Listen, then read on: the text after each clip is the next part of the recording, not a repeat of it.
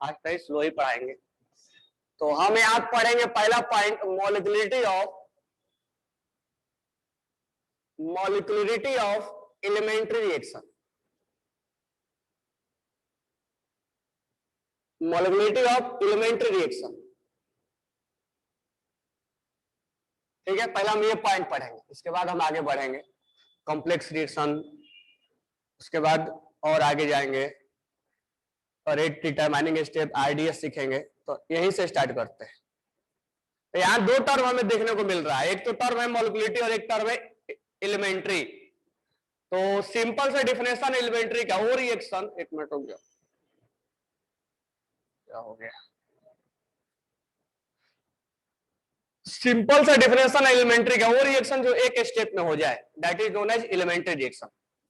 एक से ज्यादा स्टेप में अगर रिएक्शन होता है उसको हम कॉम्प्लेक्स रिएक्शन बोलते हैं। जैसे ऑर्गेनिक में बहुत सारा मैकेनिज्म जो होता है वो एक से ज्यादा स्टेप में होता है, तो उसको हम कॉम्प्लेक्स रिएक्शन बोलते हैं। जो एक स्टेप में हो जाता है उसको हम, सिंगल स्टेप में अगर हो जाता है तो उसको हम बोलते हैं एलिमेंट्री। दूसरा बात यह है कि सर हमें क्या जानना, याद करना पड़ेगा कौन रिएक्शन एलिमेंट्री है कौन नहीं है? नहीं, हमें याद करने की कोई रिक्वायरमेंट नहीं। क्वेश्चन में इंडिकेट करता है, कहां कहां इंडिकेट करेगा वो मैं बताऊंगा। या तो वो डायरेक्ट लिख देता है कि वो एलिमेंट्री है, और नहीं तो अगर कॉम्प्लेक्स रिएक्शन है तो कॉम्प्लेक्स रिएक्शन का हर स्टेप अपने आप में एलिमेंट्री होता है।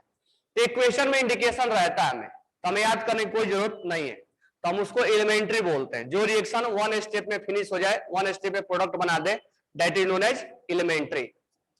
मॉलिक्यूलरिटी किसको बोलते हैं? मॉलिक्यूलरिटी भी सिंपल टर्म है, मॉलिक्यूलरिटी केवल एलिमेंट्री रिएक्शन के लिए होगा, यानी कितने रिएक्टेंट मॉलिक्यूल्स पार्टिसिपेट किए हैं। जैसे सिंपल में अगर हम बात करें कि ए से बना बी, तो रिएक्टेंट साइड कितने मॉलिक्यूल्स पार्टिसिपेट किया, कोएफिशिएंट कितना है, मॉलिक्यूल्स की संख्या कितना, एक, इसको बोल देंगे इसका मॉलिक्यूलरिटी 1 है। अगर मान लो ऐसा है कि ए प्लस बी बना सी, तो कितने रिएक्टेंट के मॉलिक्यूल्स रिएक्शन में पार्टिसिपेट किए हैं? तो दो रिएक्टेंट के मॉलिक्यूल्स पार्टिसिपेट किया, यानी कोएफिशिएंट को हमने ऐड कर दिया, तो इसका मॉलिक्यूलरिटी हो गया 2। अगर मॉलिक्यूलरिटी 1 आता है तो इसको हम बोलते हैं यूनिमॉलिक्यूलर। अगर मॉलिक्यूलरिटी 2 आता है इसको बोलते हैं बाई मॉलिक्यूलर। अगर ऐसा भी है कि 2A से बन गया बी, तो इसको भी हम बोलेंगे बाई मॉलिक्यूलर, यानी हम कोएफिशिएंट को ऐड करके मॉलिक्यूलरिटी निकालते हैं। तो मॉलिक्यूलरिटी का मतलब होता है कितने रिएक्टेंट मॉलिक्यूल्स पार्टिसिपेट किया है उस रिएक्शन में। रिएक्टेंट मॉलिक्यूल्स, प्रोडक्ट नको, उसको हम बोलते हैं मॉलिक्यूलरिटी। और मॉलिक्यूलरिटी केवल एलिमेंट्री रिएक्शन के लिए डिफाइन होता है। तो पहले हम डिफिनेशन लिख लेंगे, right down definition. An elementary reaction is a reaction, an elementary reaction is a reaction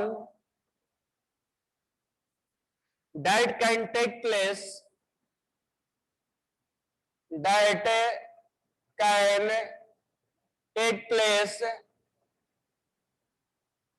in single step,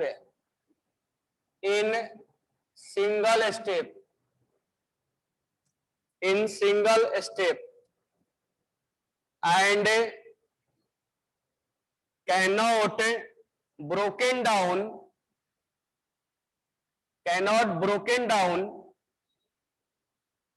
further into simpler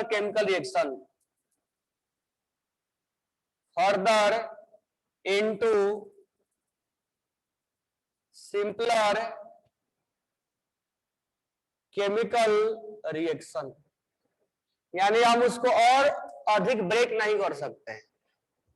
तो सिंगल स्टेप में होता है उसको एलिमेंट्री बोलते हैं। बात रही है कि सर हमें याद करना पड़ेगा, नहीं, याद नहीं करना है, कौन सा एग्जांपल है कौन सा नहीं है। सेकेंड पॉइंट हमारा मॉलिक्यूलरिटी, तो हम इसमें डिफाइन करेंगे कि the molecularity of an elementary reaction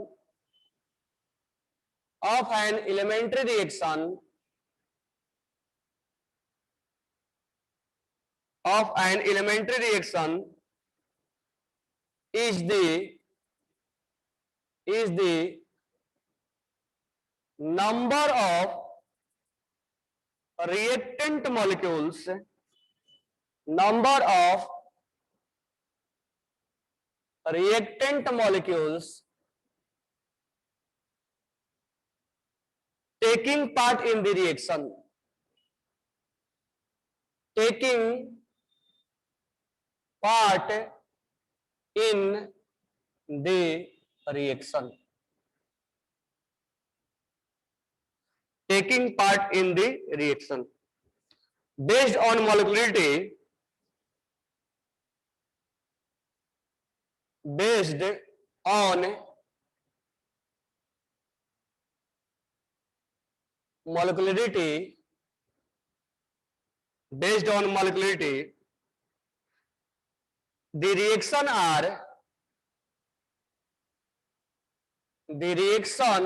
are classified as unimolecular, bimolecular, unimolecular, bimolecular, trimolecular,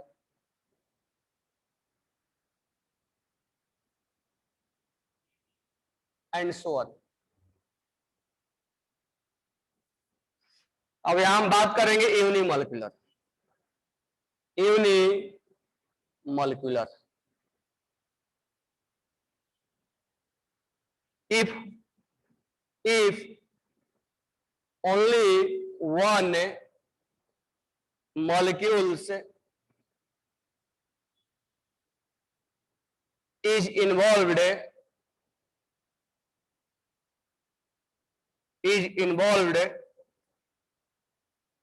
the reaction is said to be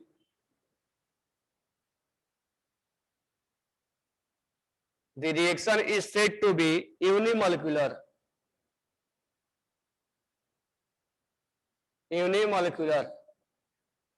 and first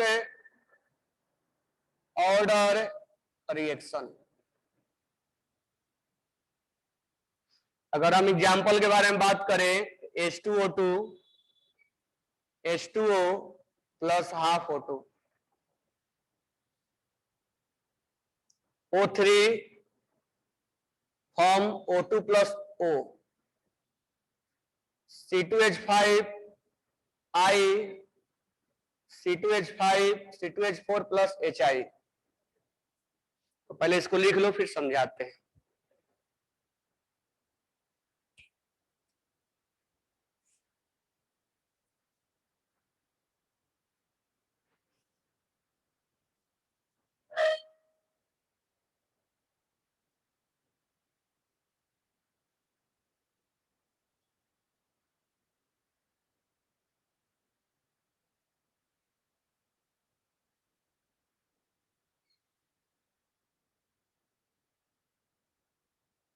लिख लिए। देखो, एलिमेंट्री रिएक्शन वो रिएक्शन होता है जो that can take place in single step. Single step में जो होता है उसको एलिमेंट्री बोलते हैं, सिंपल रिएक्शन। हमें याद करने की कोई नीड नहीं है कि सर ये एलिमेंट्री है, ये कॉम्प्लेक्स है, ये क्या है। क्वेश्चन में इंडिकेशन रहेगा, मैं बताऊंगा कैसे इंडिकेशन रहेगा। नेक्स्ट बोला है cannot be broken down further into simpler reaction. उसको हम आसानी से दूसरे पार्ट में तोड़ नहीं सकते हैं, दूसरा स्टेप नहीं बना सकते। ये हुआ डेफिनेशन एलिमेंट्री का। The molecularity of a reaction, अब मोलिकुलरिटी का डेफिनेशन बोल रहा है। The molecularity of a reaction of an elementary reaction, यानी मोलिकुलरिटी केवल और केवल एलिमेंट्री के लिए डिफाइन किया जा सकता है, यानी जो सिंगल स्टेप में है वो। इस स्टेप को ध्यान रखना क्या बोल रहा है point. An elementary reaction, molecularity of an elementary reaction, यानी मोलिकुलरिटी केवल और केवल एलिमेंट्री के लिए ही होगा। Is the number of reactant molecules, कौन सा मॉलिक्यूल्स, रिएक्टेंट, प्रोडक्ट नको, taking part in the reaction, यानी कितने मॉलिक्यूल्स रिएक्टेंट में पार्टिसिपेट किए हैं, कोएफिशिएंट काउंट करना है। यानी रिएक्शन बैलेंस होना चाहिए, विदाउट बैलेंसिंग हम बात नहीं करेंगे। Based on the molecularity, reaction are classified as unimolecular, अगर मान लो कोएफिशिएंट 1 है यूनिमोलिकुलर बोलेंगे, बाइमोलिकुलर अगर कोएफिशिएंट 2 है तो बाइमोलिकुलर बोलेंगे, ट्राइमोलिकुलर अगर कोएफिशिएंट 3 है तो ट्राइमोलिकुलर बोलेंगे एंड सो ऑन। उनमें से हमने पहला लिया है यूनिमोलिकुलर। यूनिमोलिकुलर में if only one molecules is involved in the reaction, अगर केवल एक ही मॉलिक्यूल्स उस रिएक्शन में पार्टिसिपेट कर रहा है तो हम उसको यूनिमोलिकुलर के नाम से जानेंगे। जैसे कि ये H2O2 डिकम्पोज हो रहा है, वाटर बन रहा है और हाफ O2 बन रहा है, यहां पर केवल एक ही रिएक्टेंट मॉलिक्यूल्स पार्टिसिपेट किया है, यहां कोएफिशिएंट 1 है, इसीलिए हम केवल रिएक्टेंट को देखेंगे, प्रोडक्ट को नको, इसलिए ये यूनिमोलिकुलर है और ये रिएक्शन है। ये ओजोन अभी पढ़े होंगे, ओजोन डिकम्पोज होता है O2 में और नेसेंट ऑक्सीजन में ब्रेक होता है, तो यहाँ ओजोन में केवल एक ही मॉलिक्यूल्स पार्टिसिपेट किया है, कोएफिशिएंट 1 है, तो this one is example of unimolecular और यहाँ मोलिकुलरिटी 1 होगा। यहां पर केवल एक ही मॉलिक्यूल्स पार्टिसिपेट किया है, इसीलिए ये भी यूनिमोलिकुलर होगा। और यहां तुम लिख लेना रिएक्शन के नीचे कि मोलिकुलरिटी दिख रहा है ना, मोलिकुलरिटी कितना होगा इसका 1, यानी उसको हम यूनिमोलिकुलर बोलेंगे। यहां भी मोलिकुलरिटी कितना होगा लिख लो रिएक्शन के नीचे, मोलिकुलरिटी जो होगा यहां पर वो भी 1 होगा, तो मोलिकुलरिटी इज 1, बहुत सिंपल टर्म है ये, आसानी से समझ में आएगा। मोलिकुलरिटी कितना होगा यहाँ, मोलिकुलरिटी 1 होगा, तो लिख लो मोलिकुलरिटी 1 होगा। ठीक है, अब इससे थोड़ा हम बात कर लेते हैं कि मोलिकुलरिटी से ऑर्डर का क्या रिलेशन है। मोलिकुलरिटी से थोड़ा ऑर्डर के बारे में हम थोड़ा रिलेट कर रहे हैं।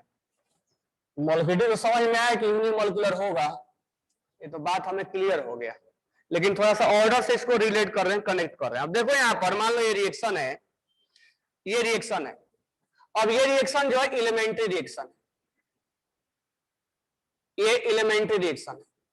अब ध्यान से समझना, अभी तक मैं तुम लोग को बोला था कि कोएफिशिएंट को हम पावर में नहीं ले सकते हैं, कोएफिशिएंट को हम पावर में नहीं ले सकते, बैलेंसिंग ये डिकम,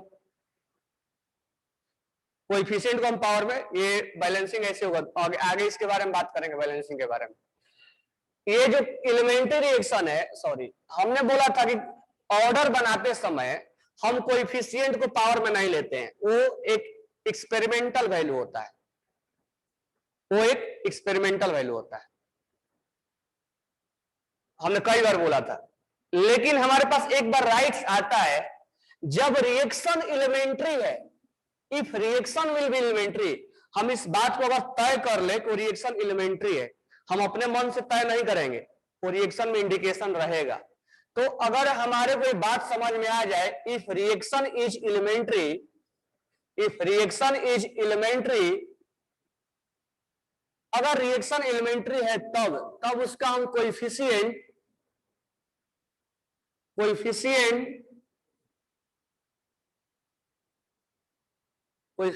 कैन बी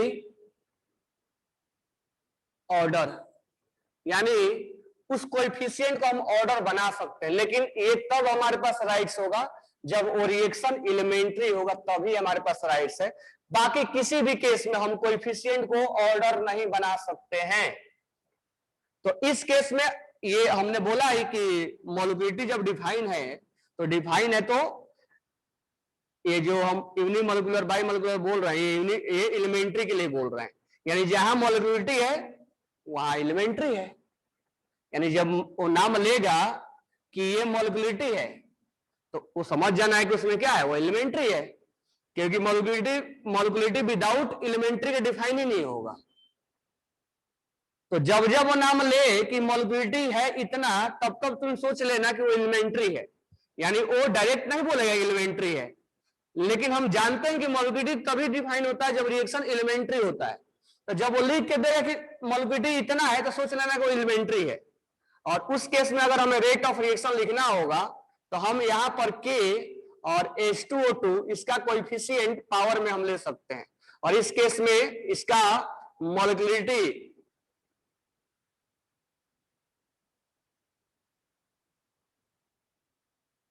इस केस में इसका मोलिकुलरिटी जो हो जाएगा 1 हो जाएगा और ऑर्डर भी 1 हो जाएगा।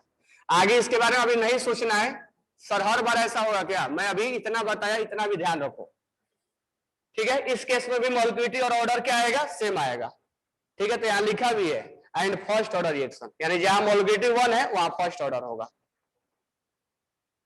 जहां मोलिकुलरिटी 1 है वहां फर्स्ट ऑर्डर है, क्योंकि ये रेट ऑफ इस एलिमेंट्री के लिए डिफाइंड है।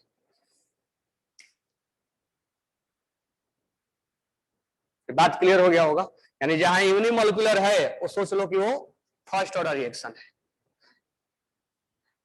अब मैं अगर उल्टा बोलूं, चलो उल्टा बाद में बोलूंगा, पहले बायोमोलिकुलर समझ लो।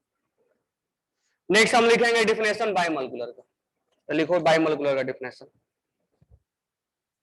सेकेंड डिफिनेशन हमारा biomolecular, biomolecular reaction, the reaction which involve the reaction which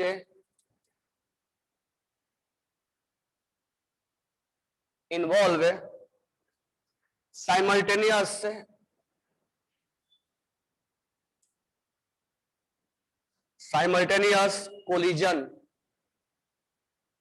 simultaneous collision of two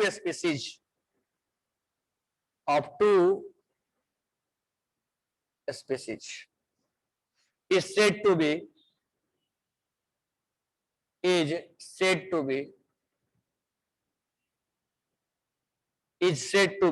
bimolecular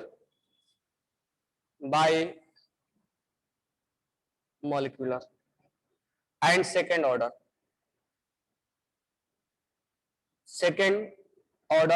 reaction, ठीक है। एग्जाम्पल के बारे में अगर बात करें तो इथाइल एसीटेट, ये रिएक्शन ऑर्गेनिक वाला ही है, और ये NaOH। कई बार रिएक्शन हमें आया था, सोडियम एसीटेट बन जाएगा और यहां से C2H5 इथेनॉल बन जाएगा, ठीक है। तो इसका कोएफिशिएंट 1 और 1 है, तो मोलिकुलरिटी हम किसी एक के रिस्पेक्ट में नहीं बोलेंगे कि इसका 1 है इसका 1 है, मोलिकुलरिटी उस रिएक्शन के लिए डिफाइन होता है, तो इसका मोलिकुलरिटी 2 हो जाएगा, यहाँ एक मॉलिक्यूल्स और यहाँ एक मॉलिक्यूल्स, तो मोलिकुलरिटी हो जाएगा 2। और भी कुछ एग्जांपल लिखते हैं,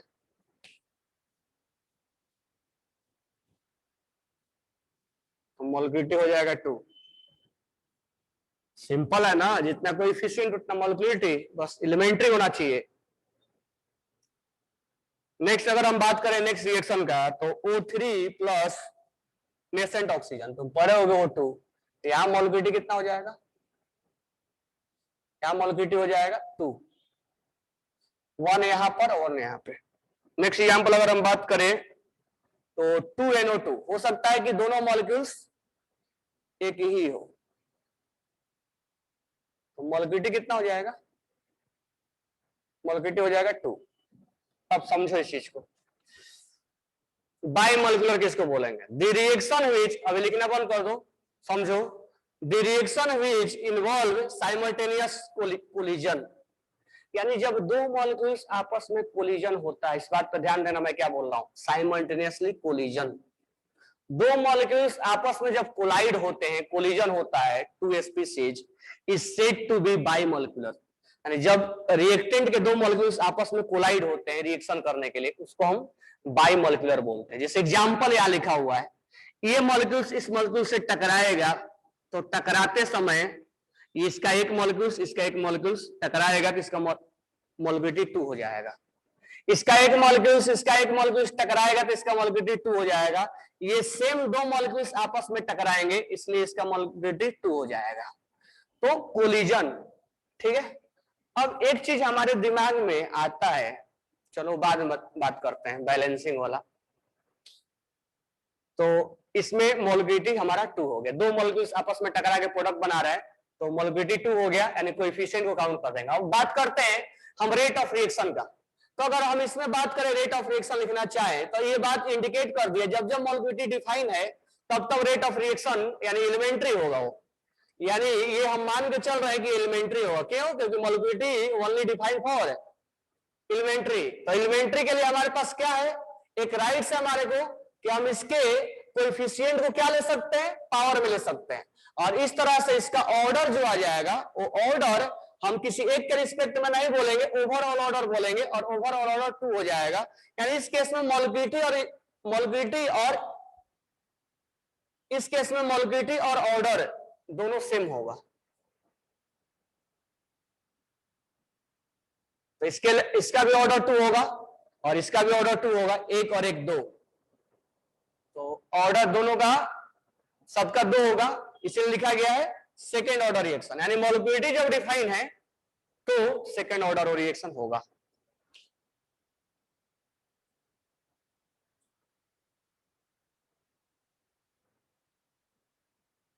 लिख लिए।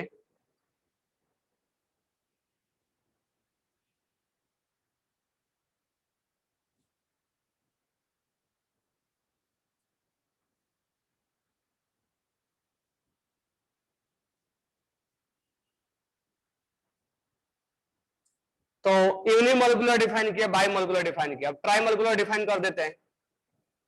ठीक है, तो अभी तक क्या क्या हमें समझ में आया? जो रिएक्शन सिंगल स्टेप में हो जाए, एलिमेंट्री के लिए मॉलिक्यूलिटी डिफाइन होता है, कितने रिएक्टेंट मॉलिक्यूल्स पार्टिसिपेट करेंगे उतना उसका मॉलिक्यूलिटी होगा। यानी कोएफिशिएंट क्या होगा, जो कोएफिशिएंट है वही मॉलिक्यूलिटी है। ठीक है, और जब मॉलिक्यूलिटी क्वेश्चन में लिख के देगा तो हमें बाय डिफॉल्ट क्या सोचना है, वो एलिमेंट्री है। और उस एलिमेंट्री के लिए हमारे को ऑर्डर निकालना होगा, तो हम उसके कोएफिशिएंट को ही ऑर्डर बोल सकते हैं। तीसरा है हमारा try molecular. Try molecular, try molecular reaction, try molecular reaction यानी if 3 molecules, if 3 molecules simultaneously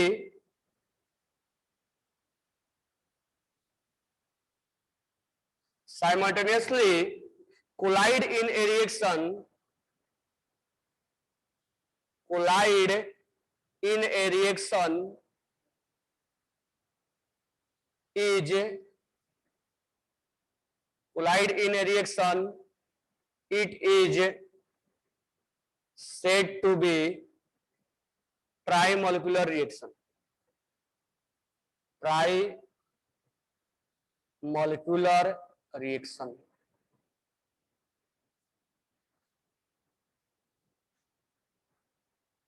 Trimolecular reaction in solution और gas mixture are very rare, are very rare, are very rare.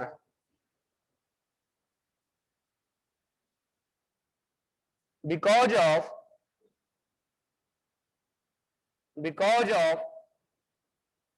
improbability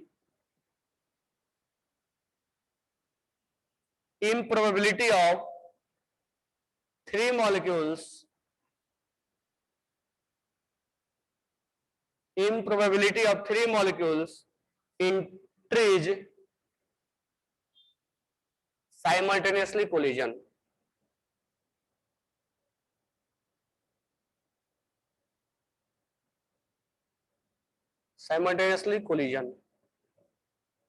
colliding।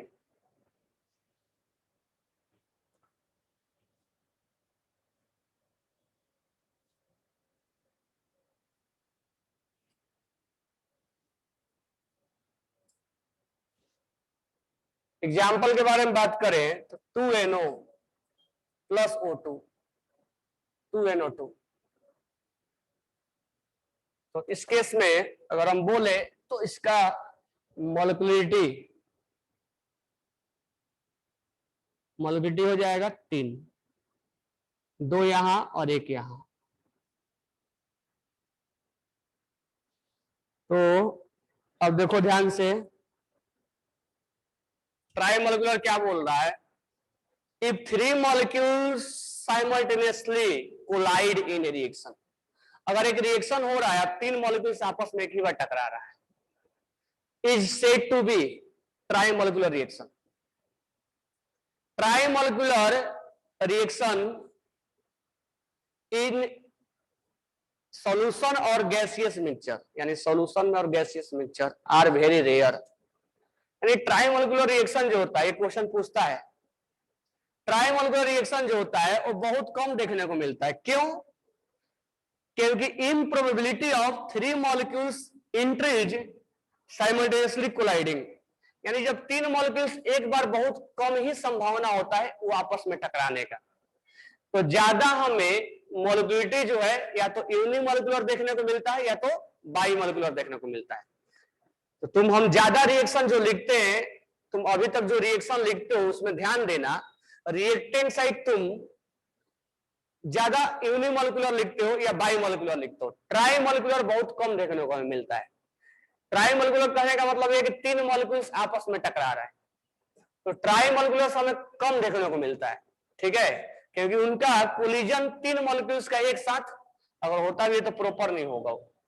तो ज्यादा हमें reaction में बाईमॉलिक्यूलर ही देखने को मिलता है और यूनिमॉलिक्यूलर देखने को मिलता है। तो ये है हमारा मॉलिक्यूलरिटी, ठीक है।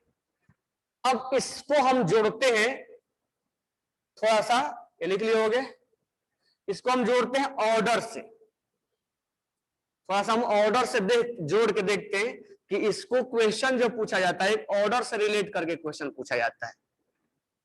ऑर्डर से रिलेट करके कैसे क्वेश्चन पूछेगा, तो अब ध्यान देना यहां पे, मान लो ऑर्डर है। अब ऑर्डर को ये नहीं कि एलिमेंट्री के साथ नहीं देखना है, एक नॉर्मली जो ऑर्डर पढ़ के आए हैं वो है, एक मॉलिक्यूलिटी है।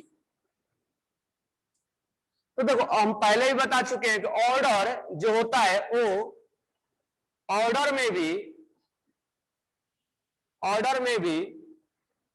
जीरो भी हो सकता है, ऑर्डर पॉजिटिव भी होता है, ऑर्डर फ्रैक्शन भी होता है और ऑर्डर निगेटिव भी होता है। अब देखो जब तुम बैलेंसिंग करते हो तो ये मत सोचना कि मैं बोला हूं जो बैलेंसिंग ही मॉलिक्यूलिटी है, नहीं, एक्चुअल में कितने मॉलिक्यूल्स टकराया वो मॉलिक्यूलिटी है। हाँ हम बोल देते हैं कोएफिशिएंट ले लो वही मॉलिक्यूलिटी है, लेकिन एक्चुअल मॉलिक्यूलिटी क्या है कि इसके कितने मॉलिक्यूल्स इसके साथ टकराए, कितना कोलिजन हुआ। तो तुम कभी भी मान लो बैलेंसिंग करते हो ऐसा और यहां हाफ लिख देते हो, तो इसका ये मीनिंग कभी नहीं हुआ कि हाफ मॉलिक्यूल्स इससे टकराया होगा, कभी आधा मॉलिक्यूल्स टकरा सकता है। तो मॉलिक्यूलिटी का रियल जो मीनिंग होता है कितने मॉलिक्यूल्स उससे टकरा रहे हैं तब प्रोडक्ट बन रहा है, यानी कोलिजन कितने के बीच में हो रहा है उसको मॉलिक्यूलिटी बोला गया है। हाँ हम ये जरूर बोल दे रहे हैं कि कोएफिशिएंट का काउंट कर लो वही मॉलिक्यूलिटी है, लेकिन कितने मॉलिक्यूल्स टकराए, तो तुम जब बैलेंसिंग करते हो तो हाफ लिखते हो, तो इसका मतलब ये हुआ ना कि इसका आधा मॉलिक्यूल्स टकरा रहा है, आधा मॉलिक्यूल्स कभी टकराएगा। इसीलिए हम मॉलिक्यूलिटी लिखते समय, हम मॉलिक्यूलिटी बताते समय ये कभी नहीं बोलेंगे कि मॉलिक्यूलिटी कभी भी जीरो हो सकता है, ऐसा थोड़े हो गया एक भी मॉलिक्यूल्स नहीं टकराया। मॉलिक्यूलिटी कभी भी नेगेटिव नहीं हो सकता है, यानी तुम बैलेंसिंग करते समय कभी नेगेटिव नहीं आता है, और बैलेंसिंग करते समय फ्रैक्शन आता है, लेकिन इसका मतलब ये नहीं हुआ कि वो आधा मॉलिक्यूल्स टकरा रहा है, यानी मॉलिक्यूलिटी एक्चुअल में फ्रैक्शन में भी नहीं होता है। मॉलिक्यूलिटी केवल और केवल होल नंबर होता है, 1 2 3 4, और वो भी तुम देख रहे हो कि केवल मॉलिक्यूलिटी या तो वो 1 हो रहा है या तो 2 हो रहा है, 3 भी बहुत कम होता है। तो molecularity can not be zero, can not be negative, can not be fraction. मत सोचना सर बैलेंसिंग तो करते हैं, बैलेंसिंग करते समय मॉलिक्यूलिटी का रियल मीनिंग नहीं है, रियल मीनिंग है कितने मॉलिक्यूल्स टकराया, तो हाफ मॉलिक्यूल्स थोड़ा टकराएगा, ठीक है। तो पहला पॉइंट ये हमें समझना है। सेकेंड पॉइंट हमें समझना है, तो सेकेंड पॉइंट तुम बताओगे कि अगर मान लो पहले से हमने बोल दिया कि इस रिएक्शन का ऑर्डर 2 है, ऐसे इसको इसके साथ जोड़ के मत देखना, एक नॉर्मली मैं क्वेश्चन पूछ रहा हूं, अगर मैं एक रिएक्शन में बोल दिया कि रिएक्शन का ऑर्डर 2 है, तो क्या तुम ये बोल सकते हो 100% कि उसका मोलिकुलरिटी भी 2 होगा? क्या यह बात सही है या गलत है? अगर ऑर्डर उस रिएक्शन का 2 है तो क्या उसका मोलिकुलरिटी 2 ही होगा या नहीं होगा? संस्कृति करेक्ट, राहुल चौहान गलत, क्या सही है? ठीक है, ये स्टेटमेंट गलत है। क्यों? अब उल्टा समझो, अगर मोलिकुलरिटी 2 है तो क्या उसका ऑर्डर 2 होगा? ये ट्रू है कि नहीं है? अगर मोलिकुलरिटी डिफाइन है तो ऑर्डर डिफाइन कर सकते कि नहीं? यानी मोलिकुलरिटी मालूम है तो तुम ऑर्डर पे जा सकते हो। अगर मान लो कोई एक रिएक्शन है 2A बना B, लेकिन उस बात को इंडिकेट नहीं किया है कि वो एलिमेंट्री है, तो ऑर्डर में हमेशा एलिमेंट्री थोड़ा ना डिफाइन होता है। मान लो एक रिएक्शन है और बोला कि इसका रेट ऑफ रिएक्शन ऐसे लिखा जा रहा है, रेट ऑफ रिएक्शन Ka के पावर में 1, इसका तो कोएफिशिएंट 2 है और तुम ऑर्डर 1 लिख रहे हो, तो ऑर्डर 1 है, तुम कोएफिशिएंट 2 है, और ये हमने बोला ही नहीं कि एलिमेंट्री है, तो हमने बोला कि एलिमेंट्री के साथ जोड़ के नहीं देखना है। यानी हर जब जब तुम्हें मोलिकुलरिटी डिफाइन होगा, तो मोलिकुलरिटी जब डिफाइन होगा तो रिएक्शन 100% क्या होगा? एलिमेंट्री। और एलिमेंट्री के केस में जितना उसका कोएफिशिएंट होगा वही उसका ऑर्डर होगा। यानी मोलिकुलरिटी से हम ऑर्डर बता सकते हैं कि अगर मोलिकुलरिटी 2 है तो 100% ऑर्डर भी 2 होगा। लेकिन अगर हमें ऑर्डर मालूम है किसी रिएक्शन का, तो ये नहीं बोल सकते हैं कि उसका मोलिकुलरिटी 2 है, क्योंकि वो ऑर्डर ऐसा कोई जरूरी नहीं कि वो एलिमेंट्री ही हो, वो एलिमेंट्री के लिए ही डिफाइन हो। तो ऑर्डर मालूम है तो हो सकता है कोई एलिमेंट्री रिएक्शन ना हो, तो ऑर्डर से हम मोलिकुलरिटी पर नहीं जा सकते हैं, लेकिन मोलिकुलरिटी से हम 100% ऑर्डर बता सकते हैं, क्योंकि मोलिकुलरिटी जो होता है वो एलिमेंट्री के लिए डिफाइन होता है, और एलिमेंट्री में जितना मोलिकुलरिटी होगा हमारे पास राइट्स होता है कि हम उसके कोएफिशिएंट को पावर में ले सके। लेकिन हर ऑर्डर का मतलब ये नहीं कि उसका मोलिकुलरिटी, अगर ऑर्डर 2 है तो मोलिकुलरिटी 2 ही होगा, नहीं, हो सकता है कि इसका ऑर्डर 1 है लेकिन मोलिकुलरिटी 2 है। तो मोलिकुलरिटी मालूम है तो ऑर्डर बता सकते हैं, लेकिन ऑर्डर मालूम होगा तो जरूरी नहीं कि उसका मोलिकुलरिटी 2 होगा। तो लिख लेना, if order is if a molecule is known, then we can define order. If molecule is known, then we can define the order. उस केस में दोनों बराबर होंगे। But if order is known, then we cannot say about molecularity. If order is known, then we cannot say about molecularity. अगर हमें order मालूम है, elementary reaction के लिए करेक्ट है अनवय, लेकिन ये कोई लिख के नहीं दिया कि एलिमेंट्री है, वो कोई इंडिकेशन नहीं, इसलिए मैं बोला इससे हट के सोचो कि ये वो इंडिकेट नहीं कर रहा है कि एलिमेंट्री है। क्या तुम अभी तक एलिमेंट्री जो ऑर्डर मैंने पढ़ाया कहीं नाम लिए थे हमने एलिमेंट्री का? नहीं। हाँ, एलिमेंट्री के लिए सही है कि इसका ऑर्डर और मोलिकुलरिटी है या मोलिकुलरिटी ऑर्डर सही होगा, बाकी के लिए नहीं सही है।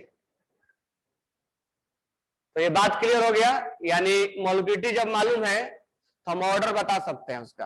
क्यों? क्योंकि molecularity only defined for elementary, but अगर किसी रिएक्शन का ऑर्डर मालूम है तो हम इसका मोलिकुलरिटी नहीं बता सकते हैं। क्यों? क्योंकि हो सकता है रिएक्शन एलिमेंट्री ना हो, और ऐसे भी ऑर्डर एक्सपेरिमेंटल वैल्यू होता है। ठीक है, तो यहां से हमने ये 3 टर्म समझा, और यही हमारा मोलिकुलरिटी और एलिमेंट्री रिएक्शन। अब हम यहां से 2-3 डिफिनेशन और समझेंगे, और वो डिफिनेशन है हमारा कॉम्प्लेक्स रिएक्शन। कॉम्प्लेक्स रिएक्शन, जैसे हमने एलिमेंट्री रिएक्शन पढ़ा तो कॉम्प्लेक्स पढ़ना पड़ेगा ना, वो रिएक्शन जो एक से ज्यादा स्टेप में हो, that is known as complex reaction. ठीक है, नेक्स्ट है हमारा इसी में rate determining step. Rate determining rate determining step, यानी इसको हम शॉर्ट में बोलते हैं आरडीएक्स, आरडीएक्स नहीं आरडीएस, ठीक है। नेक्स्ट हम इसमें पढ़ेंगे reaction intermediate. Reaction intermediate, intermediate क्या है? हमें रिएक्शन अगर दिया जाए तो रिएक्शन इंटरमीडिएट को किसको बोलते हैं? जो बीच में बनता है उसको हमें पहचानना है। और साथ में अगर हमें कैटलिस्ट हमने अगर यूज किया तो हमें उसकी पहचान करना है। मान लो हमने एक रिएक्शन में कैटलिस्ट यूज किया और रिएक्शन दे दिया, तो हमें उसको उस कैटलिस्ट को पहचान करना है कि एक्चुअली वो कैटलिस्ट है या वो रिएक्शन का रिएक्शन है। क्योंकि हम बोलते हैं ना कि रिएक्शन कैटलिस्ट जो रिएक्शन में पार्टिसिपेट नहीं करता है, वो जैसा स्टार्टिंग में मिलाते हैं लास्ट में वैसा ही बन जाता है, मिलता है हमें आउटपुट में।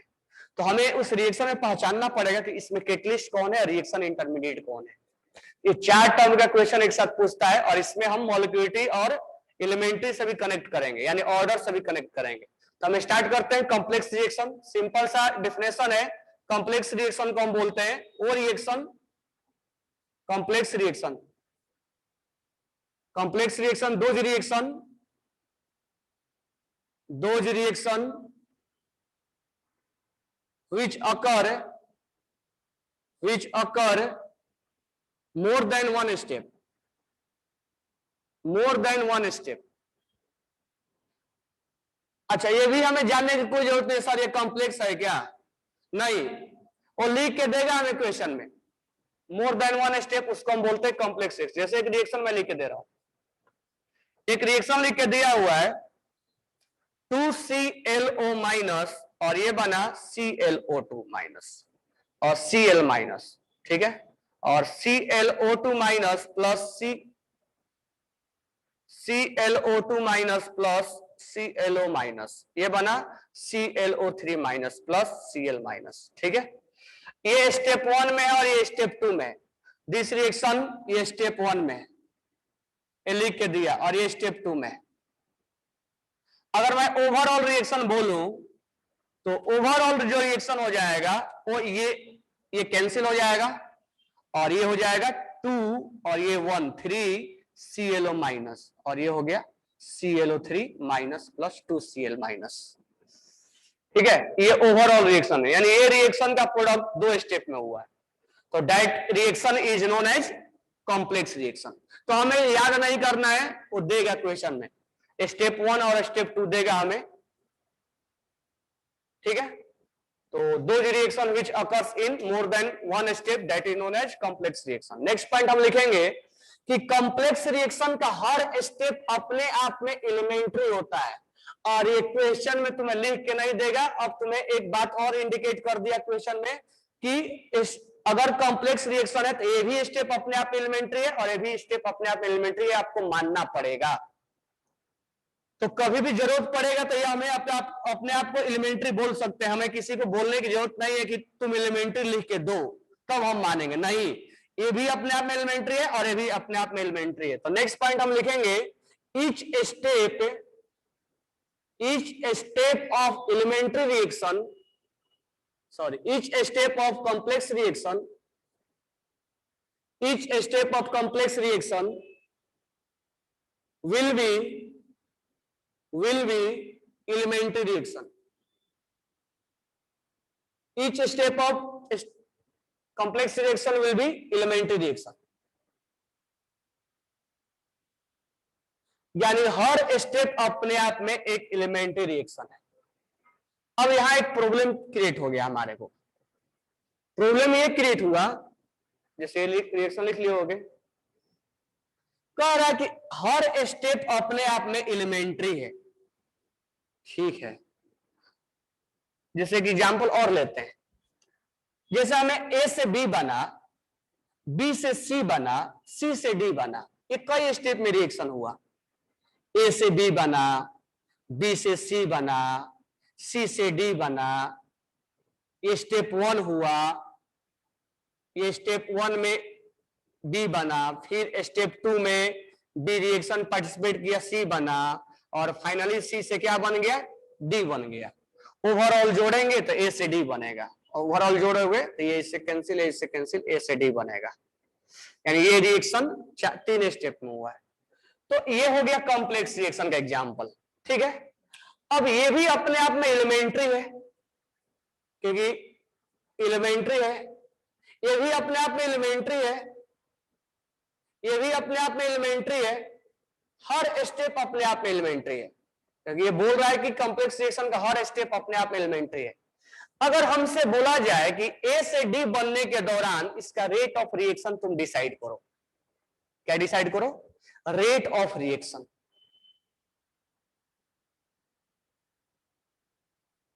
अब ऐसे सोचो कि 3 स्टूडेंट जो है वो ट्रैक में दौड़ रहा है, ठीक है, कुछ यहां दौड़ रहे हैं, कुछ यहां दौड़ रहे हैं, कुछ यहां दौड़ रहे हैं। हम बोले कि दौड़ने का एक स्पीड बता दो मेरे को। अब मुझे समझ में नहीं आया कि मैं स्पीड इसके द्वारा डिफाइन करूं कि इसके द्वारा डिफाइन करूं या इसके द्वारा डिफाइन करूं। कैसे डिफाइन करें हम? जो इसका स्पीड है वो कौन डिसाइड करेगा? ये वाला, ये वाला, ये वाला सब करेंगे? कैसे करेंगे? नहीं। तो इस केस में हमें प्रॉब्लम क्रिएट हो जाएगा। वहां पर हमें क्वेश्चन, क्योंकि सब अपने आप में एलिमेंट्री है ना, ऐसा नहीं होगा कि इस स्टेप के लिए अलग से रिएक्शन बताओ, इसके लिए सर अलग से, इसके लिए रेट ऑफ रिएक्शन लिख दो, इसके लिए सर अलग से लिख दो, इसके लिए अलग से लिख दो। ऐसा थोड़े होता है। हमें स्टेप अंदर अंदर ही रिएक्शन हो रहा है ना, हमें तो ए से डी मिला, तो अलग अलग थोड़े लिख पाएंगे कि इसका स्टेप का ये है, इसका स्टेप का ये है। उस केस में डिफाइन करता है, जैसे ये रिएक्शन फास्ट है, ये रिएक्शन स्लो है और ये रिएक्शन फास्ट है, तो उस केस में वो लिख के देता है कि कौन सा स्टेप फास्ट है, कौन सा स्लो। हमें जानने की जरूरत नहीं है, हम ऑर्गेनिक में जानेंगे कि क्यों फास्ट हो रहा है, क्यों स्लो हो रहा है, लेकिन यहां पर लिख के देगा। और ये नेक्स्ट स्टेप ये बोलता है कि अगर तुम रेट ऑफ रिएक्शन डिसाइड कर रहे हो तो rate of reaction slow step के द्वारा तुम डिसाइड करोगे। यानी नेक्स्ट पॉइंट हमारा ये है कि slow step is IDs, rate determining step, IDs है। यानी स्लो स्टेप से ही तुम स्पीड को, यानी इसके रेट ऑफ रिएक्शन को डिफाइन करोगे, फास्ट से नहीं करोगे। यानी ये स्लो स्टेप अपने आप में क्या है? एलिमेंट्री है। तो जब जब स्लो लिखेगा तब तब तुम क्या सोच लोगे? वो एलिमेंट्री है। तो तुम्हें इंडिकेट करने की उसको कोई जरूरत नहीं है, उसको लिखने की कोई जरूरत नहीं है कि वो एलिमेंट्री है। जब जब वो लिखा कि स्लो है तो स्लो है, तो एलिमेंट्री है। जब जब मॉलिक्यूलिटी लिखे तो सोच लेना एलिमेंट्री है वो। तो ये इंडिकेशन वो लिख के नहीं देता है कि एलिमेंट्री है, लेकिन हमें जानना जरूरी है। तो slow step is elementary reaction, और एलिमेंट्री रिएक्शन का हम रेट ऑफ रिएक्शन लिख देंगे, rate of reaction equal to k B के पावर में 1। अब एलिमेंट्री के लिए हम कोएफिशिएंट पावर में ले सकते हैं। तो इस तरह से हम डिफाइन करते हैं। तो यहां हमारा कॉम्प्लेक्स रिएक्शन डिफाइन हो गया और आईडीएस डिफाइन हो गया। नेक्स्ट क्लास में हम डिफाइन करेंगे इंटरमीडिएट, रिएक्शन इंटरमीडिएट और कैटलिस्ट। फिर इसके ऊपर 1-2 क्वेश्चन कराएंगे। ये बहुत आसान होता है और हम इसमें आसानी से मतलब खत्म भी हो जाएगा। इसके बाद मैं